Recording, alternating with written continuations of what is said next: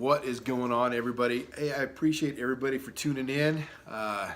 We've got some exciting things coming up in the near future with Torque Magazine and the YouTube channel.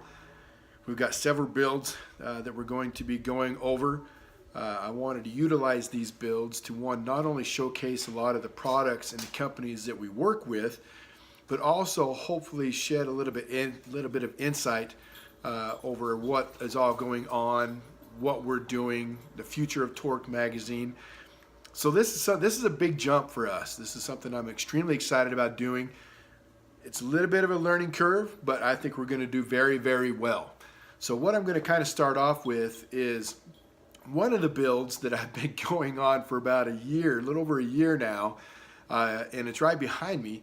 It's my 1998 Harley-Davidson Heritage Springer. Now this bike is my pride and joy. I absolutely love this bike. I will always have this bike. And last year we kind of tossed over the idea that, hey, you know, I was looking into getting a little bit more performance out of it.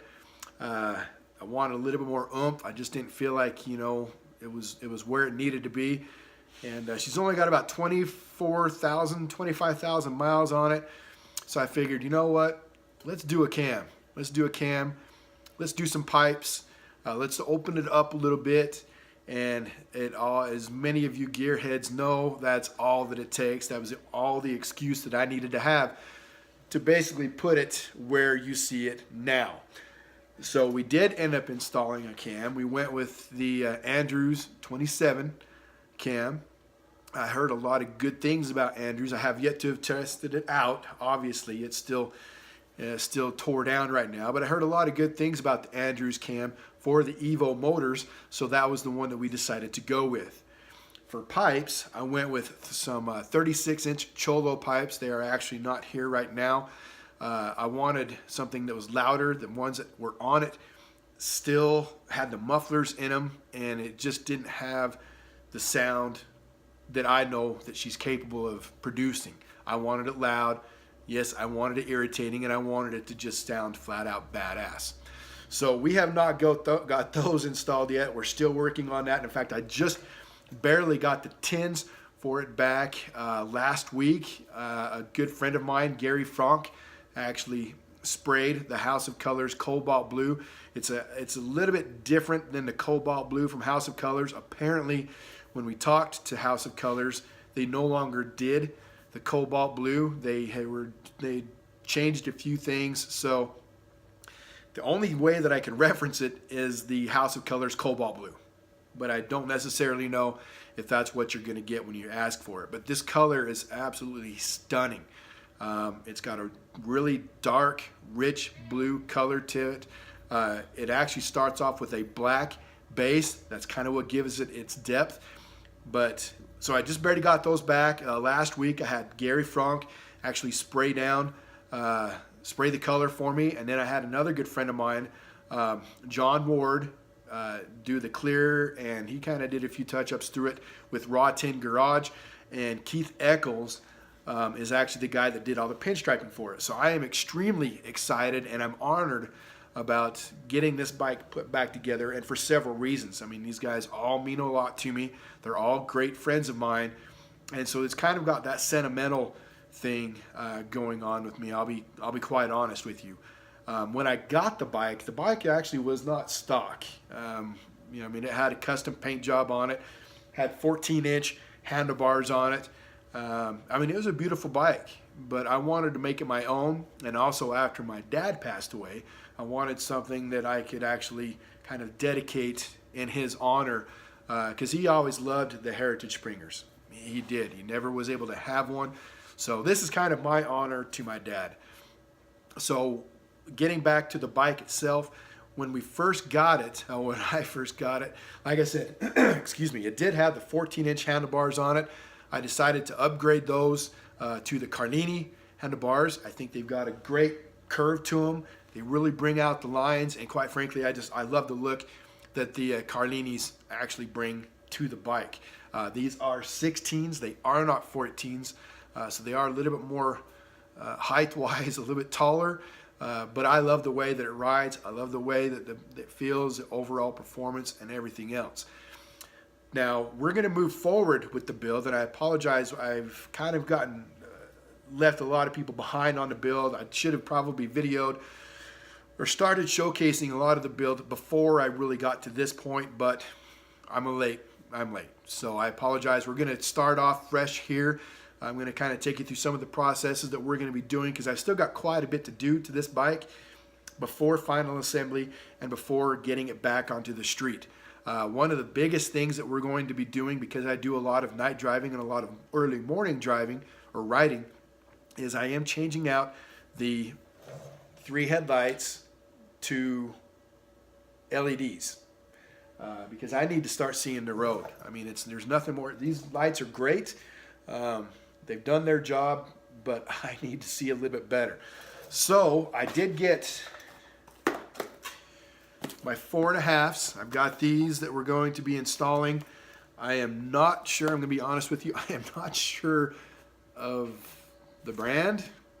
I got them off of Amazon, but they had good reviews on Amazon, so I'm taking it that they're nice, that they should do the job very, very well. So these are going to be my 4.5s, okay? And they're a good looking light. They really, truly are. I wish I could tell you what brand they are. There you go right there. We'll be able to see. So anyways, I mean, they are a good looking light. Hopefully they will do the job. I wish I could give you a brand, so I can't necessarily tell you what to order, or in the end, I'll try to do my best. If I do like them, if I don't like them, I'll tell you, but I won't be able to refer to an actual reference.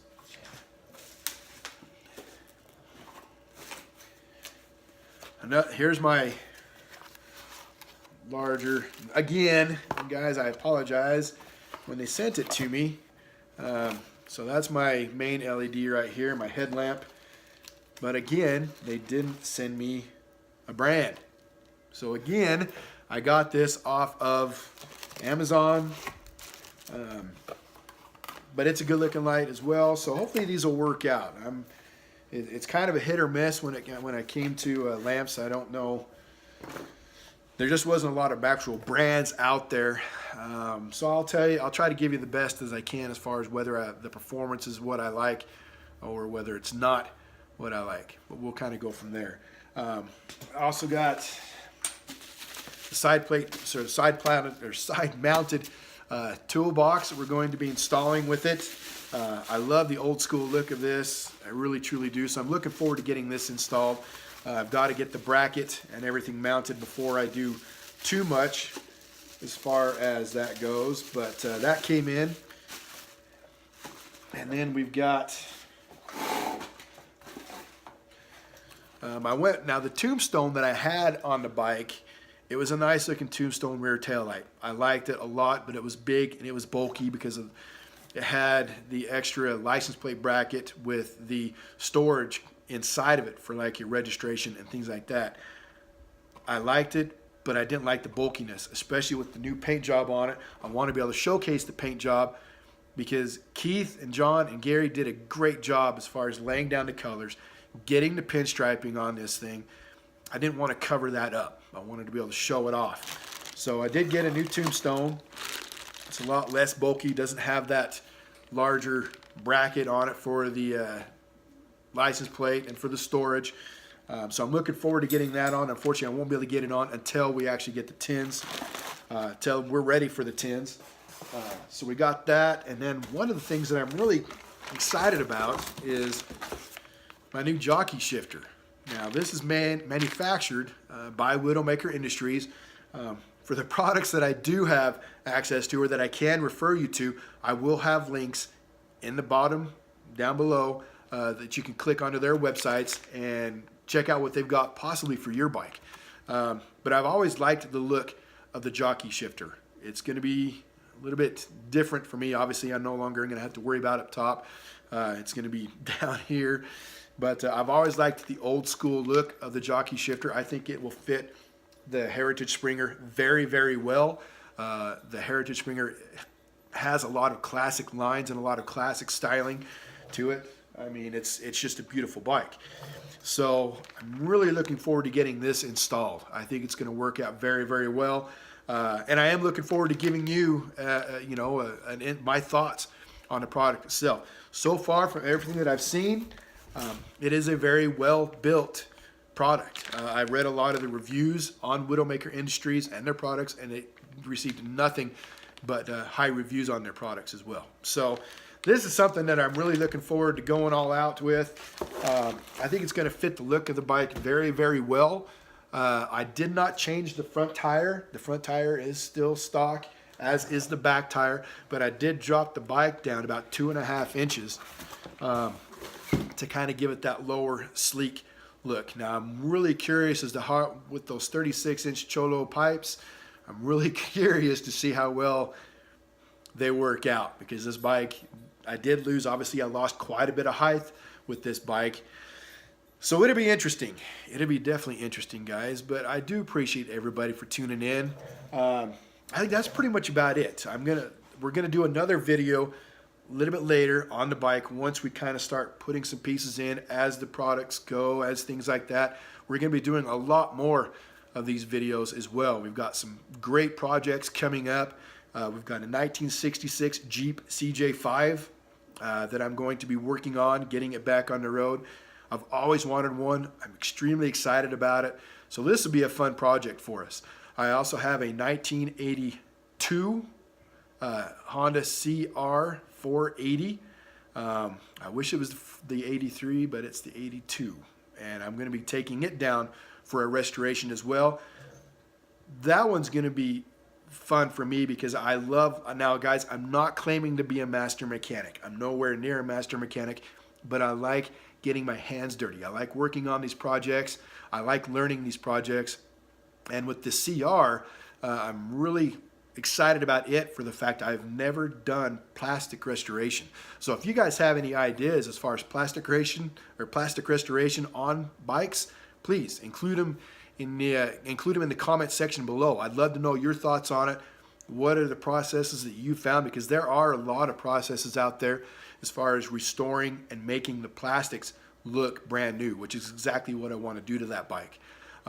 So we've got some great things coming up, and I mean that's just the tip of the iceberg, guys. We've got more things going on with that, with what our projects are. I mean, I can't even begin to tell you because I don't want to overload everything and everybody. But I appreciate everybody for tuning in. I really, truly do, guys. Thank you for all the support. Make sure you click, like, and subscribe so you can stay up to date with everything that we have going on. We are going to be doing a lot more of these over the coming summer. Weather's getting great. We can actually finally make it outside. And that's where I like to be. I like to be in my garage working on things. Also, don't forget to check us out on www.torquedmag.com and kind of see what Torqued is all about. You know, we try to stay up on the news on the automotive industry, the firearms industry, the action sports industry, everything. I try to keep it as accurate as I possibly can. We work directly with the manufacturers. I mean, this isn't just some spam news that I found somewhere. I try to bring you the most accurate information that I possibly can, and that's exactly what Torqued Magazine is. So make sure you check it out, www.torquedmag.com. And again, guys, I appreciate everybody for tuning in. Have a safe and fantastic weekend. Peace.